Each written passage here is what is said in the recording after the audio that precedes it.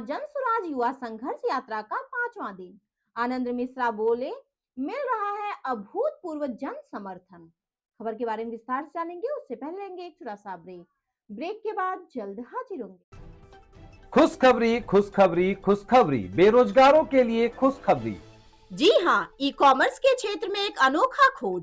Fast store, घर बैठे phone घुमाकर लखपति करोड़पति बने। ना सुना ना सुनेंगे, सपना नहीं हकीकत है। घर बैठे कोई भी सामान बुक कर 1 घंटे में मंगवाएं, अनेकों पुरस्कार संग मासिक सैलरी पाएं। अधिक जानकारी के लिए www.faststoreincome.com पे आएं।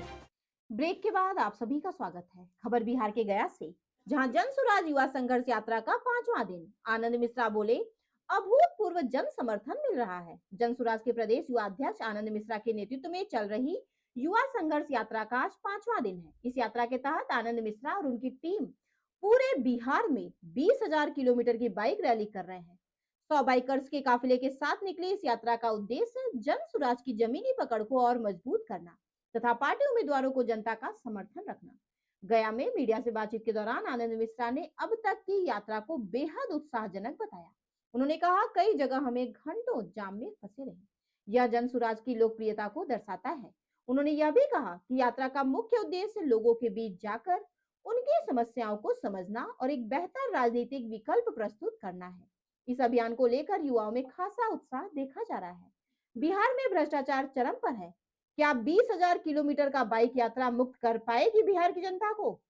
देखे बिहार से state incharge weekly Sujit Kumar की यह खास रिपोर्ट। बिहार के सभी खबरों के लिए आप बने रहिए फास्ट न्यूज इंडिया के साथ। मिलते हैं अगली कुछ खास खबर के साथ। तब तक के लिए आप स्वस्थ रहिए, सतर्क रहिए। धन्यवाद। बिल्कुल यही हम सबको धन्यवाद देना चाहते हैं कि हम लोग जहां से गुजर रहे हैं ज़्यादा से ज़्यादा लोगों से मिलना चाह रहे हैं। तो सिर्फ मोटरसाइकिल चलाने तो निकले नहीं है, लोगों से मिलने चले हैं। तो यही इसी कारण से थोड़ा सा विलम्ब हुआ, इसके लिए हम धन्यवाद सबको देना चाहते हैं। क्या इसके बाद भी ये प्रेम है, ये जनसुराज के लिए सबका अपना मोटिवेशन है कि जिसके लिए सब लोग रुके, इसका बहुत धन्यवाद देना चाहेंगे। से आप अपने पूरी तरह से हमने अपने आप को झोंक दिया। मैं खुद एक IPS अफसर था, वो छोड़ के आया। आप समझ सकते हैं कि जिस तरह की निष्ठा लेके जनसुराज के साथ हम जुड़े हैं, बिहार के इस कारण के साथ जुड़े हैं कि एक बेहतर बिहार हम सब का हक है, उसको हम लोग पूरा करके ही छोड़ेंगे। फास्ट न्यूज में चल कर के आए हैं।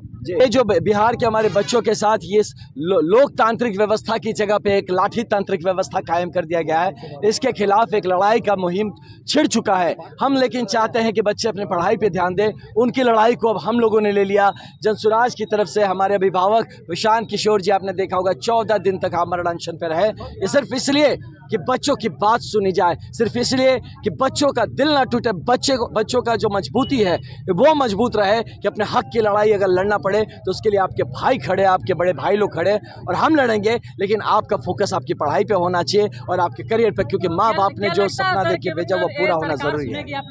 बिल्कुल सरकार को सुनना पड़ेगा। क्यों नहीं? सरकार क्या कहाँ से आई है?